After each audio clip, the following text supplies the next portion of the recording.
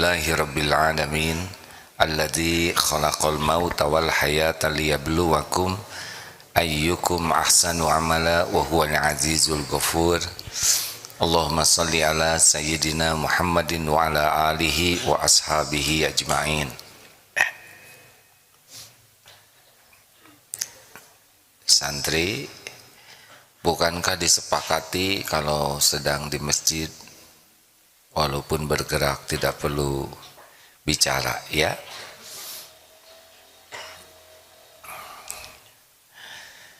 Alhamdulillah hadirin sekalian, salah satu ciri orang yang beruntung adalah kita lihat setiap aktivitasnya, pertama amanu, makin beriman, makin paham kebenaran. Di dalam surat Al-Asr itu ada 4, a'udzubillahi minasyaitonirrajim, wal 'asr innal insana lafi khusr illal ladzina amanu wa 'amilus shalihat wa tawassaw bil haqq wa tawassaw bis sabr. Satu, waktu itu akan menguntungkan kalau kita punya iman dan untuk meningkatkan iman. Jadi aktivitas kita tuh harus jadi nambah yakin ke Allah. Ini dulu yang terpenting, fondasi, ya.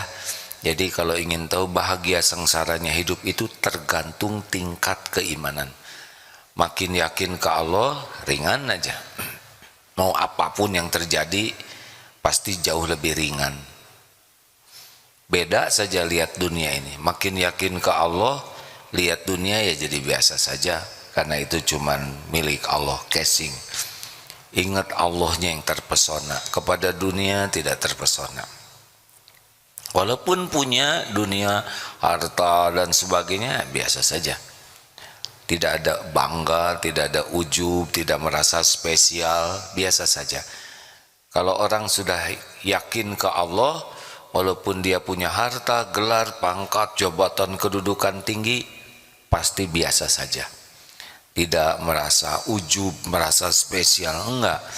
Tidak, karena tahu semua ini adalah milik Allah, titipan Allah, amanah Allah, ujian dari Allah. Ini memang kameranya sejauh ini ya, ya udah nggak apa-apa. Yang kedua, wa'amilus sholihat. Yang kedua, waktu itu adalah untuk beramal soleh. Ingat, sudah sering dibahas akhir-akhir ini yang disebut hayatan thayyibah, kehidupan yang baik itu adalah kalau waktu kita jadi amal soleh. Satu, paham kebenaran.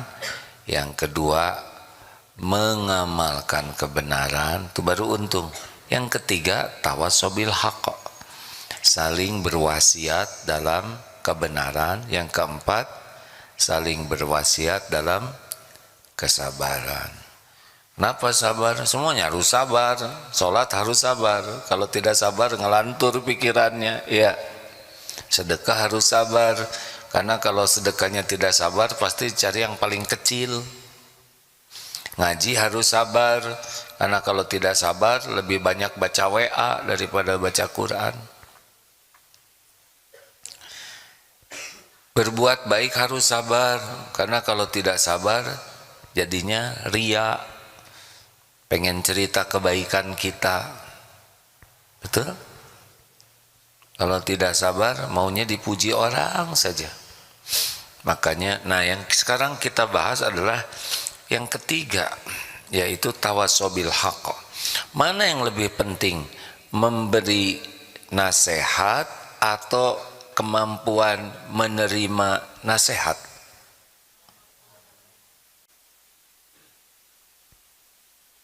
Jangan bikin jengkel ya, jawab. Mana yang lebih penting, kemampuan memberi nasihat, kemampuan menerima nasihat? Jadi yang paling penting bagi kita tuh kemampuan menerima dulu, baru bisa memberi. Lah kalau nggak nerima mau ngasih apa? Tapi Tapi faktanya kita lebih sering senang menerima nasihat atau sering memberi nasihat? Kalau dinasehati bagaimana? Jengkel, aneh pisan ya. Nah, ini yang menarik seperti yang dibahas tadi ya. Kita tuh setiap sholat membaca Fatihah. Dan setiap kita baca Al-Fatihah ada ayat penting. Ihdinas siratal mustaqim, siratal ladzina an'amta 'alaihim ghairil maghdubi 'alaihim waladdallin.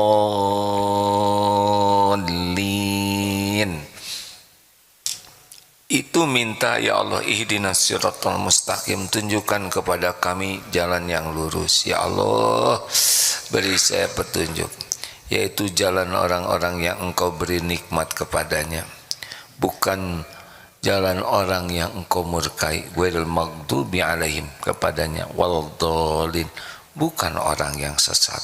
Jadi kita tuh minta diberi petunjuk. Yang diberi nikmat itu ada 4. An'amta alaihim tuh satu nabiyyin. Kita ingin nikmat seperti yang diberikan kepada nabiyyin, tapi sudah tidak ada lagi, kita tidak mungkin jadi nabi, sudah selesai. Yang kedua, siapa di bawah nabiyyin? Sidiqin, orang yang sidik, orang yang hidupnya benar, niatnya benar, pikirannya benar, hatinya benar, perbuatannya benar, sibuk mengamalkan kebenaran, sibuk mengajak orang kepada kebenaran.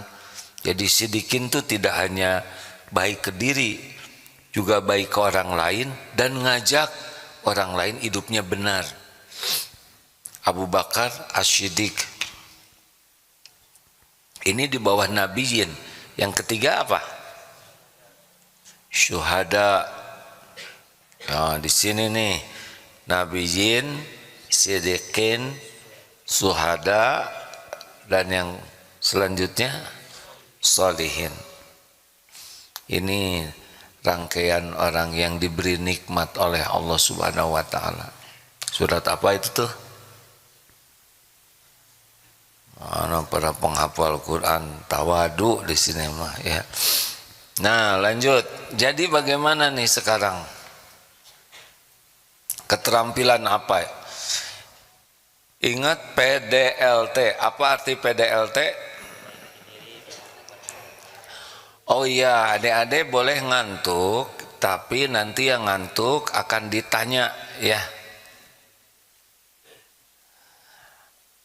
Dan kalau ikhwan biasanya disuruh berdiri, cuman enggak tega kalau akhwat disuruh berdiri karena pasti lebih malu.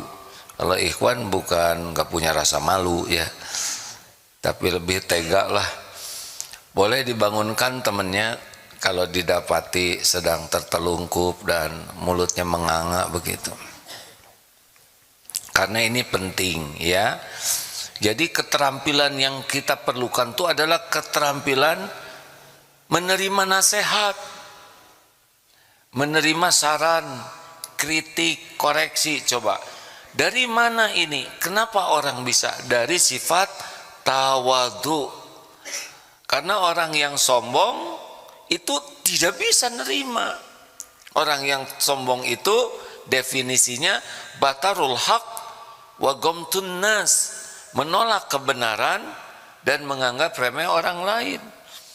Mungkinkah orang miskin sombong? Mungkin tidak? Mungkin. Definisi sombong itu nggak ada kaitan dengan kekayaan. Siapa yang tidak suka kebenaran itu somse. Jelas? Nah sekarang jangan nih, oh kalau gitu teman saya sombong. Nah itu udah sombong juga tuh. Sekarang ukur diri kita, cara mengukur tingkat kesombongan kita adalah senang tidak kita dapat masukan, senang tidak kita dapat input, dapat koreksi, saran, bahkan kritik. Bagaimana caranya supaya kita bisa senang nerima kritik? Pertama, Kita harus sadar bahwa kita itu banyak kekurangan, kesalahan.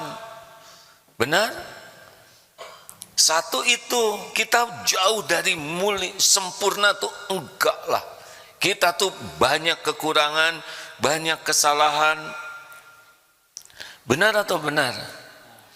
Ini yang pertama harus kita lakukan. Kita dihormati orang lain, kita dihargai orang lain bukan karena kita sudah bagus, karena Allah masih menutupi aib, dosa, kekurangan, kejelekan kita. Nih, punten ya. Duh, maaf nih. Tisu. Ya, nggak boleh minta-minta, harus saya bawa sendiri. Nggak ada yang bergerak lagi, ya udah nggak apa-apa. Biasanya dengan begini tuh ada yang sadar ya. Oh iya, tetap ada. Nah, dah. Makasih ya. Maaf ini. Kenapa jadi begini? Lanjut. Misal ada upil, nggak enak jadi pada lihat hidung saya semuanya ya. Misal ada upil di hidung, mana yang kita perlukan? Pujian atau masukan informasi tentang Aduh, itu hidungmu cemerlang, indah, bangir, bercahaya. Apa artinya? Sedangkan semua orang lihat kita punya upil ya. Iya kan? Misal seperti itu. Memang idealnya kalau yang ngasih taunya tuh sempurna. Apa? Itu ada upil. Tolong. Oh ya, itu paling top. Tapi yang penting kan bukan caranya bagi kita ya. Kalau kita menyampaikan, penting juga cara selain isi. Tapi kalau kita menerima koreksi, yang terpenting orang itu ngasih tahu apa yang bahaya, yang jelek bagi kita, betul? Upil dijai.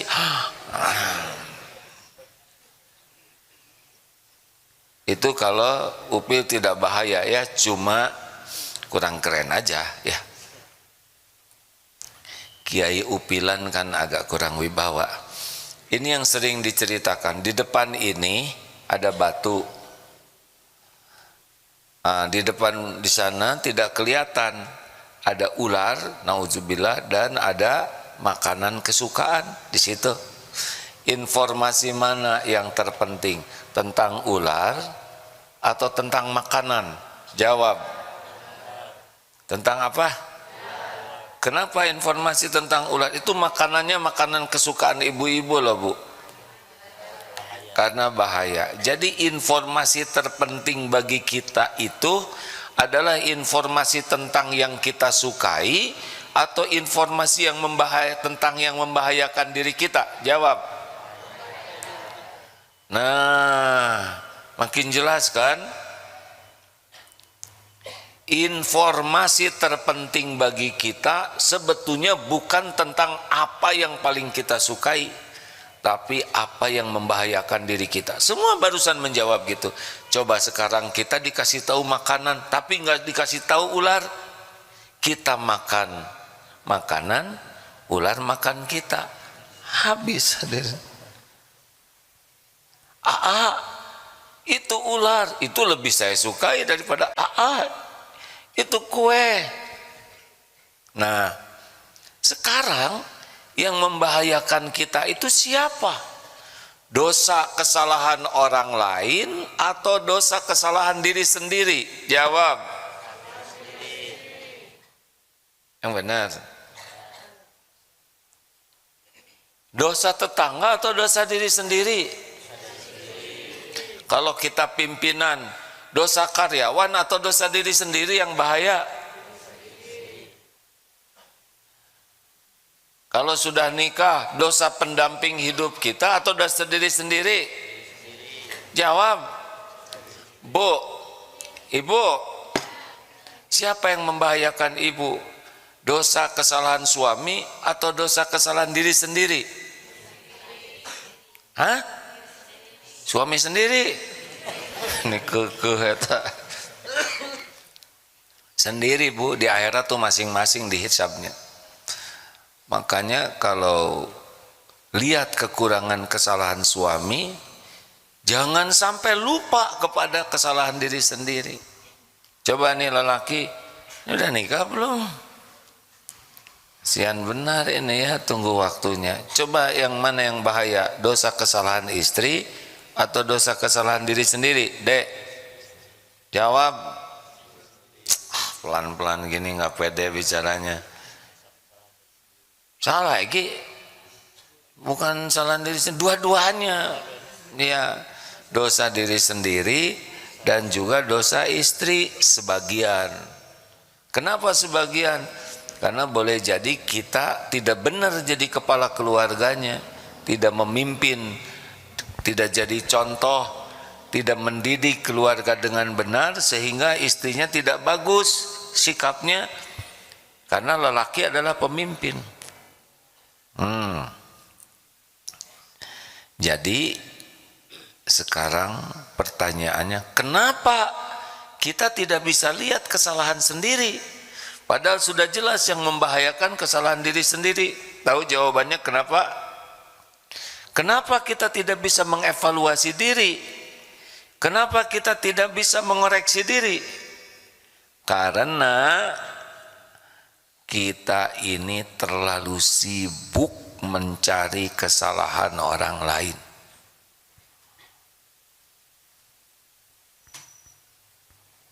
Jadi seorang suami nggak bisa memperbaiki diri kalau sibuk nyalahkan orang lain. Seorang istri tidak bisa memperbaiki diri kalau sibuk menyalahkan suami. Seorang tua tidak bisa memperbaiki diri kalau sibuk menyalahkan anak. Pimpinan tidak bisa memperbaiki diri kalau sibuk menyalahkan karyawannya, anggotanya. Kenapa? Jadi pada melotot gini ke saya. Jadi gimana dong? Bukan tidak boleh melihat kesalahan kekurangan. Kita punya kewajiban amar ma'ruf nahi mungkar. Tapi jangan pernah abaikan perbaikan diri. Kita sulit memperbaiki orang lain sebelum kita serius memperbaiki diri. Karena Allah tahu apa yang kita lakukan. Kalau kita tidak memperbaiki diri, bagaimana Allah menggunakan kita jadi memperbaiki orang lain? Kita tidak bisa memperbaiki siapapun tanpa izin Allah. Jelas hadirin sekalian? Ini hitung-hitung bimbingan pranikah ya. Hei, laki-laki tobat ya. Nah, sekarang keterampilan kita tingkatkan supaya tahu kekurangan diri. Kan gini, kita manfaat untuk orang kalau kita bisa memperbaiki diri.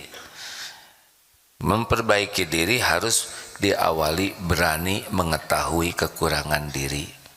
Sudah dibahas sebelumnya, satu tafakuri diri. Nah, yang kedua sekarang ini yang sangat penting adalah bagaimana kita menerima kritik, saran, masukan itu dengan sukacita. Nah, sesudah kita tahu bahwa kita punya kekurangan, kita juga tahu bahwa kita itu selalu minta ke Allah, minta ditunjuki. Jadi kalau nanti ada yang, Kang maaf ya, bacaannya tadi itu salah, artinya bisa salah. Sok tahu kamu kan dengan saya duluan saya mesantrennya. Apa perlunya ngejawab kan? Ini nafsu atau amal soleh menjawab seperti itu? Jawab hadirin, jangan bikin nafsu Enggak perlu dijawab dengan begitu. Kang maaf ya, tadi bacaannya ada yang kurang tepat. Harusnya bersyukur. Ya Allah, Engkau tahu bacaan saya salah. Engkau gerakan orang untuk memperbaiki. Yang mana ya? Yang ini harusnya bagaimana? Oh ya, alhamdulillah. Nuhun, jazakallah khair. Alhamdulillah ya Allah. Engkaulah yang memperbaiki diri hamba ini. Harusnya begitu. Berterima kasih.